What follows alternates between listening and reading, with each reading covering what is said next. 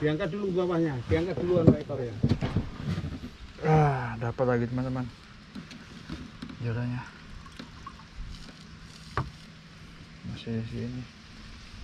Nah, Ini dilepas dulu anu bapak ini. Bisa enggak? Enggak apa-apa, kalaupun putus enggak apa-apa.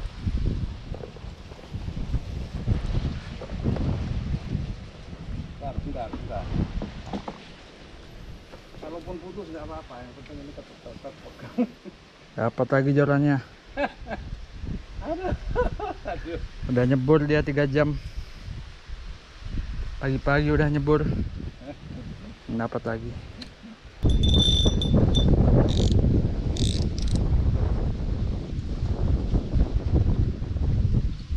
Masuk dalam. Cek 1 2. Oke kawan-kawan, selamat datang di channel Mr. Kimpong. Ya. Jadi seperti video yang sebelumnya Anda lihat, itu adalah video pancing Mas Damar nyemplung ke sungai. Kemungkinan besar sih ditarik ikan kakap putih, karena yang paling sering matuk di sungai kita ini adalah kakap putih, terutama di rumpon itu. Oke Pak Bang, barangkali kemarin itu kan pancing Mas Damar hampir hilang. Iya. Hampir hilang. Jadi 3 jam ya, 3 jam berada di dalam air. iya, sekitar 3 jam. Jadi Mas Damar itu mau minum kalau nggak salah ya. Mau minum. Iya, mau minum habis makan. Habis makan pancingnya ditaruh, kemudian hilang. Dan kemarin juga saya hampir juga hilang pancing. Padahal dalam kondisi netral loh sudah lo ya. Iya. Sudah kita netral. Iya, itu betul-betul hampir hilang teman-teman. Kalau saya nggak di depan saya pancing, saya siap. Sudah 3 kali gerakan sempat strike sebentar, dibawa lari, putus akhirnya. Saya perkirakan di atas 5 kiloan itu tarikan seperti itu, karena saya terbesar itu 4 kilo berapa itu.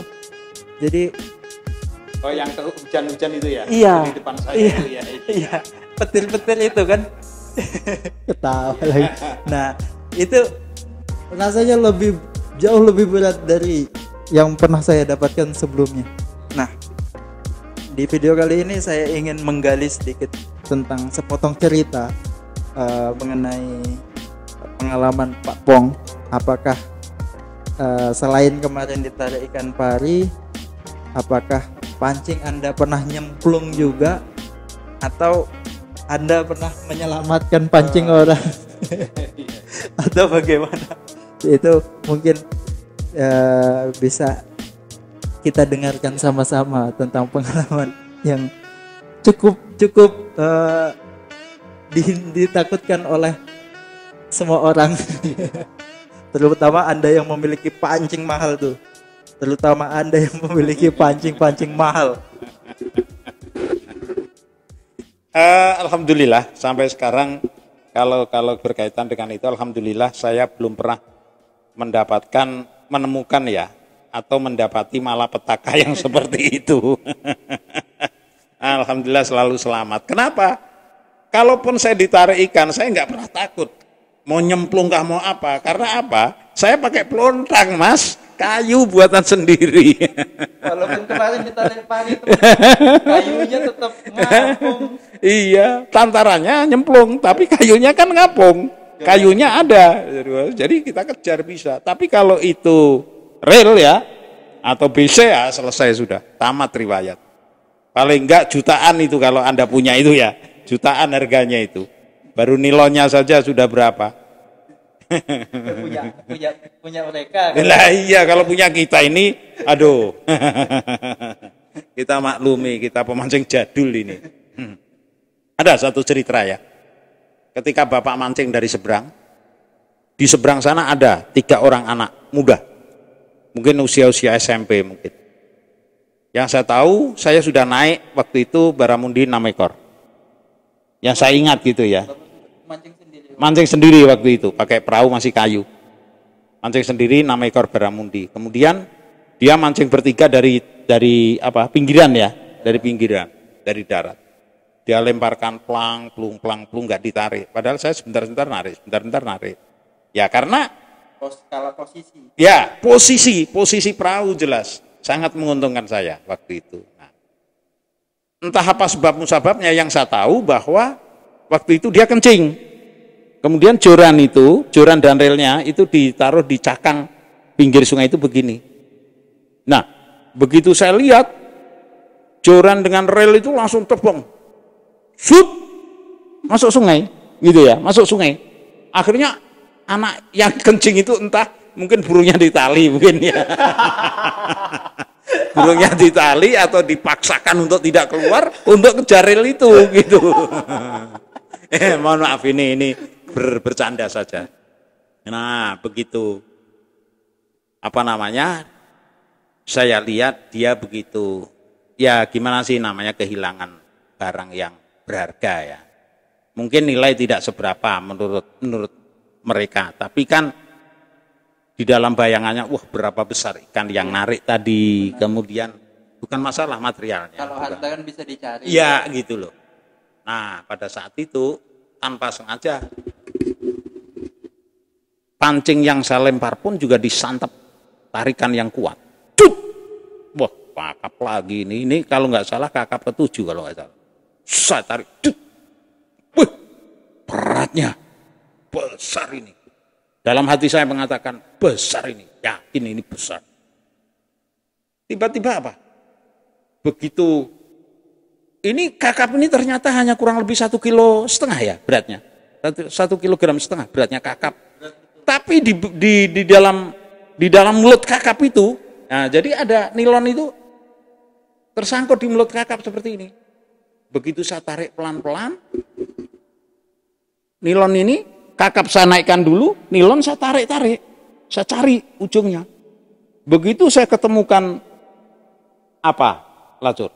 Ternyata itu adalah pancing, tantaran dan rel, joran dan rel yang anak muda punya tadi jatuh. Tapi masih ada itu. Masih ada di sana ya, masih ada di atas itu dengan mungkin agak gimana ya sedih mungkin gitu. Seperti Mas Damar kemarin kehilangan rel itu. Saya rasakan seperti itu. Nah, begitu sudah kepegang joran itu, saya tarik, saya mainkan, ternyata juga kurang lebih kakap 1,5 kilo ya. Karena memang di hulu waktu itu mancing, agak di hulu bukan di muara. 1,5 kilo. Nah begitu ini saya dapatkan, baru saya antar ke darat sana. Mas, ini anunya mas, rel sama anunya, jorannya, ada ikannya. Kata dia kepada bapak waktu itu, ikannya diambil saja Pak, biar pancing dan jorannya, rel dan jorannya kembalikan ke saya, ikannya untuk bapak, karena bapak yang dapatkan enggak. Kamu lihat, ikan yang ada di dalam ini sudah berapa? Sementara kamu satu saja mau lepas. Satu saja mau lepas. Satu saja mau lepas, apalagi dengan joran dan relnya itu gitu ya. Akhirnya, enggak, ini untuk Anda semuanya saya kembalikan. Mungkin kalau dia ya, anak muda itu sekarang mungkin sudah berumah tangga mungkin ya. Ya salam sayang lah dari kampung kami, dari Master Kimpong untuk Anda. Mudah-mudahan ingat cerita itu, dan akhirnya dia memperkenalkan, Pak saya dari sini, suatu saat Bapak singgah saja ke rumah saya. Itu cerita yang ada terjadi waktu itu. Cuman kalau untuk pribadi saya, alhamdulillah sampai detik ini belum pernah saya kehilangan rel dan joran, karena saya tidak menggunakan rel dan joran. Cukup dengan pelontang kayu sakti saya. Ya kawan-kawan, jadi saya mengajak untuk Anda menggunakan pelontang, reel yang paling aman. Ya, jadi kenapa sih saya pengen membahas ini Pak Pong? Sebenarnya sih secara pribadi cerita ini kan cukup klasik saya dengarkan gitu. Sudah lama saya dengarkan, pernah saya dengarkan, tapi sayang untuk tidak diabadikan juga gitu, bahwa Pak Pong ini juga pernah berbuat baik gitu. Alhamdulillah. Kecil apapun. Enggak. Jadi beberapa waktu yang lalu itu saya lupa namanya, nama akun di YouTube itu apa. Bener-bener lupa. Nanti kalau saya ketemu, saya tampilin di bawah ini. Jadi buat masnya juga komen lah kalau merasa memang itu pancing sampean. Jadi dia ada berkomentar seperti itu. Jauh dari era YouTube kita. Iya, jauh. Nah, waktu itu dia juga bercerita gitu bahwa pancing saya pernah diselamatkan. Oh ya, alhamdulillah. Pancing saya pernah diselamatkan oleh Mr. Kimpong, entah tahu dari mana. Mungkin masnya juga benar-benar ingat dengan wajah Bapak, karena di waktu itu kan kita belum pakai caping mancing. Ya. Belum pakai topi caping itu. Jadi masih pakai topi-topi biasa, atau bahkan Bapak waktu itu pakai helm sempat. Ya, helm gayung. Helm proyek. Iya, helm proyek. Nah, jadi mungkin benar-benar ingat wajah Bapak. Masnya ini cerita, ini maksud saya ini nggak mungkin bohong dong. Dia bercerita persis dengan apa yang Bapak alami gitu loh. Sementara tapi kalau cerita burung dipaksa berhenti tadi itu iya, itu butuh klarifikasi lah dari masnya lah, langsung itu nggak bisa. Dianya gitu ya, masnya itu adalah kencing. Iya. Membelakangi curang itu yang saya tahu. Itu yang Bapak tahu ya. Jadi buat masnya ya kapan-kapan lah kita mancing bareng lagi atau gitu. ke markasnya Mr. Kimpong silakan. Iyalah. Oke. Itu tadi sepotong cerita. Iya. Sepotong cerita kecil, sedikit pengalaman dari Mr. Kimpong. Terima kasih sudah mendukung channel ini, mensubscribe channel ini. Buat teman-teman yang dari awal bahkan yang baru, semuanya bagi kami ini sama ya, sama. Kami tidak membedakan siapapun Anda. Kita di sini sama-sama belajar, barangkali dari pengalaman-pengalaman kecil ini bisa menjadi ilmu yang bermanfaat. Tentunya juga kami mengharapkan buat kawan-kawan itu sharing aja di kolom komentar tentang pengalaman-pengalaman yang buruk. Tentu peribahasanya kan sedikit-sedikit lama-lama jadi bukit. Dari pengalaman-pengalaman kita yang sedikit ini, kalau kita kumpulkan rame-rame kan bisa menjadi pengalaman yang besar dan tentunya menyelesaikan masalah-masalah baru yang akan kita temui gitu. Ya, Pak Pong, ada yang mau ditambahkan? Ya, sedikit. Mr. Kimpong usia 60 lebih ya. Tetap belajar dan belajar. Ingat, tidak ada pemancing yang hebat. Tidak ada pemancing yang hebat. Yang ada adalah dia mempunyai kemampuan dan pengalaman, kemudian dia mempunyai karakter khusus untuk bisa menambah keberuntungan. Itu. Ya, tutuplah, gantian lah. Sekali-sekali tutup acara kan. Ini bungsu saya ini, anak bungsu saya ini memang kok. Terima kasih sudah menyaksikan channelnya Mr. Kimpong, videonya Mr. Kimpong. Mohon maaf kalau ada kalimat yang tidak baik, tidak berkenan di hati. Para sahabat-sahabat semuanya tidak berupaya untuk menggurui, tapi hanya berbagi pengalaman, berbagi wawasan, siapa tahu ada manfaatnya. Terima kasih, sukses untuk Anda. Dah.